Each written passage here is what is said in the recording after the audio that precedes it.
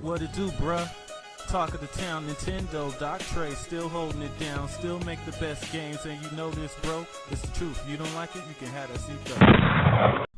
So something very interesting is going on here. So let's assume that the reports of the Switch 2 being internally delayed to next March are true. Let's assume that all of that is true. There's a interesting tidbit here that I don't think people have really noticed here, or at least I haven't seen anyone talk about this yet. If you guys follow all of the people that have gotten this news and broken this news or have news about this delay, they all say that Nintendo just now conveyed this information, and this delay was something that was just decided on rather quickly. And I find that pretty interesting because there was something big that happened literally a few days before said internal delay was announced to third parties. Now, Sony, a couple weeks ago, told their stockholders that they will not be releasing any new major existing PlayStation franchise titles before April of 2025.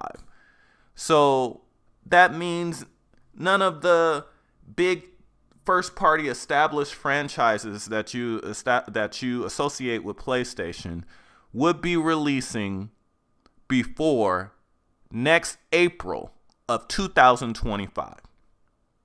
Now, that says existing, so that doesn't rule out them coming out with a brand new IP or something like that.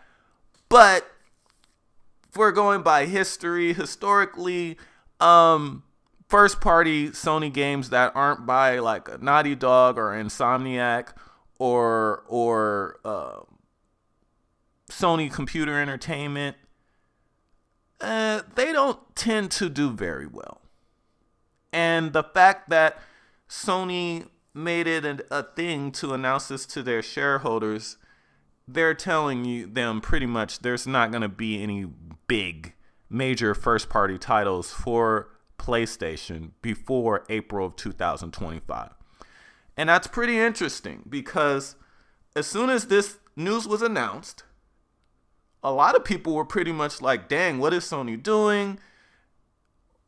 Why aren't there any games coming out? That's an L. And then a lot of Nintendo people were like, oh my gosh, they just set this up for Nintendo. Switch 2 is going to come out. It's just going to kill everything. No competition. It's going to kill it. They just made the Switch 2 a success right out the gate, just based on that alone. Well, maybe Nintendo didn't see it that way. Maybe Nintendo saw that and saw that as an opportunity to boost up their launch lineup even more because there's not going to be that much competition this year. Now, I'm not saying that that's the sole reason for a potential delay, but it is kind of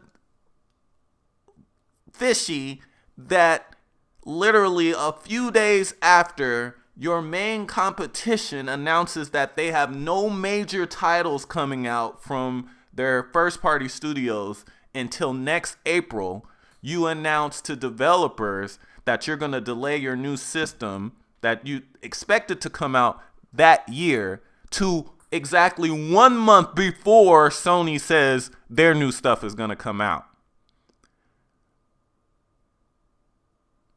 Coincidence? I don't know.